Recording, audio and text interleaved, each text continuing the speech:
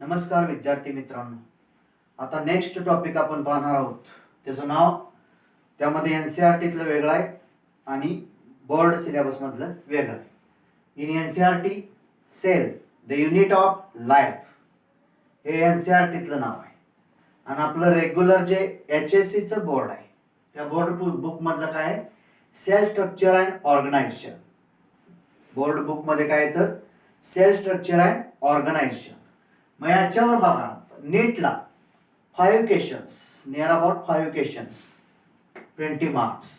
साधारण याच्यावर 5 क्वेश्चन नीटला असतात आणि 20 मार्क 5 क्वेश्चनचे होतात. मग हा महत्वाचा टॉपिक असणार आहे. किंगडम ॲनिमल यानंतरचा सेकंड टॉपिक माझ्या सेक्शन मधला. NCERT name cell the unit of life and board name cell structure and organisation. म्हणजेच संघटन, पेशीचं संघटन, पेशींची असणारी रचना म्हणजे पेशींची असणारी रचना आणि संघटन हे यात बघायचं आहे.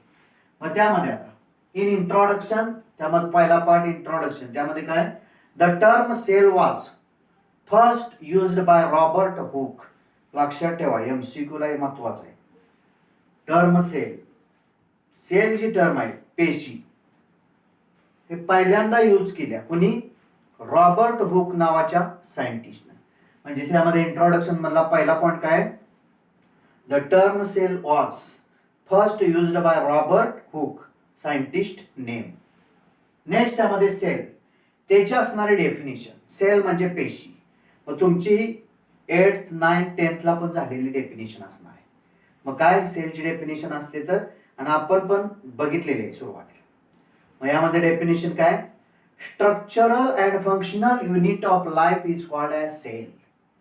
स्ट्रक्चरल रचनात्मक, फंक्शनल कार्यात्मक, युनिट ऑफ लाईफ आपल्या जीवनामधलं, प्रत्येकाच्या जीवनामधलं जे स्ट्रक्चरल आणि फंक्शनल युनिट जे असतं दिस इज कॉल्ड सेल. त्याला काय म्हणतात, सेल. म्हणजे डेफिनेशन जर विचारली, डिफाइन द टर्म सेल, काय सांगणार, स्ट्रक्चरल रचनात्मक अँड फंक्शनल कार्यात्मक, युनिट ऑफ लाईफ प्रत्येकाच्या जीवनातलं रचनात्मक आणि कार्यात्मक एक घटक इज कॉल्ड ॲज सेल. त्यालाच काय म्हणतात, सेल. ही झाली definition.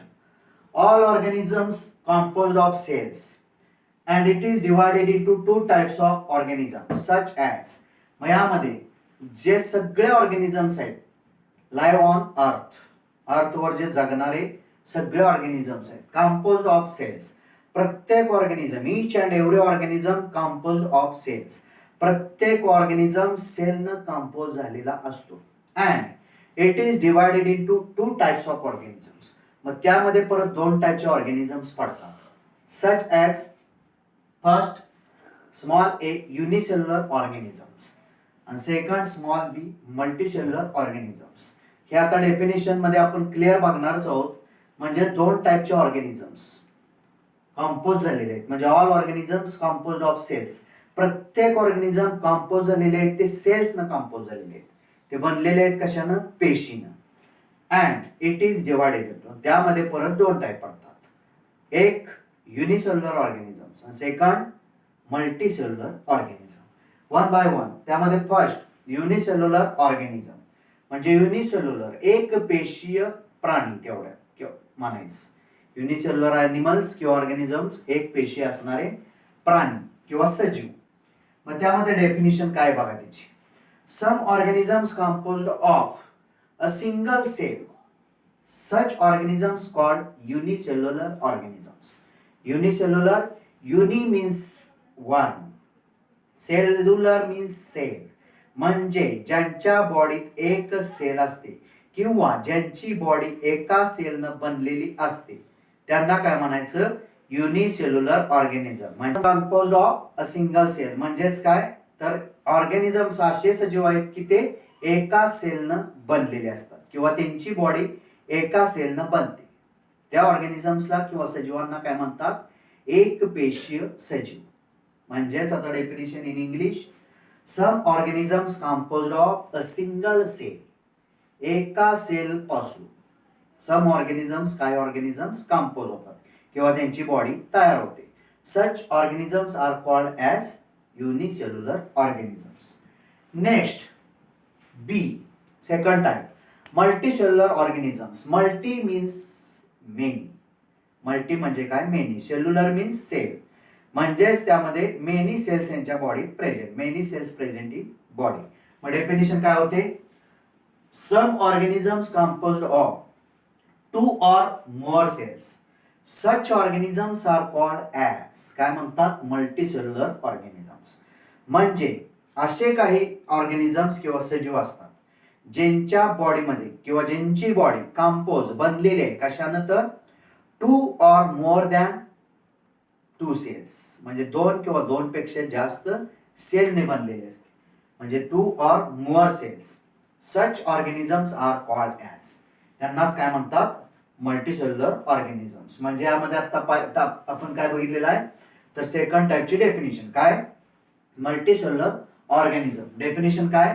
Some organisms composed of 2 or more cells, 2 किंवा 2 पेक्षा जास्त पेशींनी काही सजीव बनलेले असतात किंवा त्यांची बॉडी बनलेली असते. सच ऑर्गॅनिझम्स आर कॉल्ड, अशा ऑर्गॅनिझम्सला किंवा सजीवांना काय म्हणतात? Multicellular organisms. समजलं? म्हणजे आपण इथंपर्यंत काय बघितलं? All organisms composed of cells. प्रत्येक किंवा ह्या ज्या पृथ्वी तलावरती अर्थवरती प्रेझेंट असणारे जे ऑर्गॅनिझम्स आहेत, सगळे ऑर्गॅनिझम्स कंपोज कशाने झालेले आहेत? सेलनं, म्हणजे पेशीनं. Cell is a structural and functional unit of life. म्हणजेच त्यामध्ये it is divided into 2 types. First unicellular organisms and second multicellular organisms. आता नेक्स्ट त्यामध्ये सेल बायोलॉजी और सायटोलॉजी याची असणारी डेफिनिशन. सेल बायोलॉजी म्हणजे पेशींचं जीवशास्त्र, त्यालाच दुसरं नाव काय? सायटोलॉजी. डिफाइन द टर्म जर विचारली तर it is a branch of biology. Cell biology किंवा सायटोलॉजी काय आहे? तर ब्रँच आहे. कुणाची ब्रँच आहे? तर त्यामध्ये बायोलॉजीची ब्रँच आहे, जीवशास्त्राची एक शाखा आहे. Which deals with the study of, याच्यामध्ये स्टडी अभ्यास केला जातो कशाचा? तर स्ट्रक्चर रचना, फंक्शन कार्य, मॉलिक्युलर ऑर्गनायझेशन म्हणजे त्यांचं मॉलिक्युलच्या लेवलचं संघटन, नंतर ग्रोथ त्यांची असणारी वाढ, रिप्रोडक्शन त्यांच्यामधलं असणारं पुनरुत्पादन, अँड जेनेटिक्स ऑफ सेल, आणि त्या सेलचं जेनेटिक्स बघितलं जातं. म्हणजेच त्यामध्ये असणारं जीन संबंधी काय अभ्यास असेल, स्टडी असेल, तो तिथं केला जातो. Called as cell biology or cytology. त्यालाच काय म्हणतात? Cell biology or cytology. म्हणजेच त्यामध्ये डेफिनेशन पुन्हा एकदा बघा. Cell biology or cytology definition काय? It is a branch of biology which deals with the study of, कशाचा स्टडी केला जातो? तर स्ट्रक्चर रचना, फंक्शन कार्य, मॉलिक्युलर ऑर्गनायझेशन म्हणजेच त्यामध्ये मॉलिक्युलर लेवलचं संघटन, ग्रोथ त्यांची असणारी वाढ, रिप्रोडक्शन त्यांचं असणारं पुनरुत्पादन, अँड जेनेटिक्स म्हणजे त्यांच्यामध्ये असणारे जीन्स त्या सेलमध्ये, त्यालाच काय म्हणतात? Is called as cell biology or cytology. आता सेल बायोलॉजी ऑर सायटोलॉजी यामध्ये आपण डेफिनेशन बघितलेले आहे. आता नेक्स्ट त्यामध्ये 1 by 1 पॉइंट्स. त्यामध्ये फर्स्ट पॉइंट त्यामधला, larger cells seen under simple microscope and smaller cells seen under compound microscope. म्हणजे ह्या पॉइंटमध्ये आता समजावून घ्या. लार्जर सेल्स तुम्ही आता सिंपल आणि कंपाऊंड दोन्ही मायक्रोस्कोप बघितले असतील आतापर्यंत, 10वी पर्यंत तुम्हाला झालेले आहेत.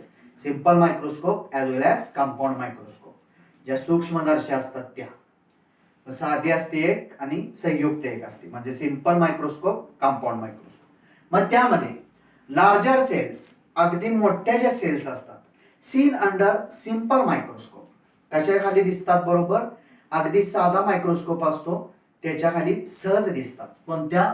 Larger cells. आणि नेक्स्ट त्यामध्ये कोणत्या? Smaller cells seen under compound microscope. Smaller cell जे असतात म्हणजेच नॉट सीन बाय नेकेड आयज, म्हणजे आपल्या उघड्या डोळ्यांनी त्या स्पष्टपणे दिसत नाहीत, अशा असणाऱ्या smaller cells seen under compound microscope, त्याच्यासाठी गरज असते कशाची? कंपाऊंड मायक्रोस्कोपची, म्हणजे संयुक्त असणारा मायक्रोस्कोप. म्हणजे हा पॉइंट झाला. काय सांगितलंय? Larger cells seen under simple microscope and smaller cells seen under compound microscope. Next point number second.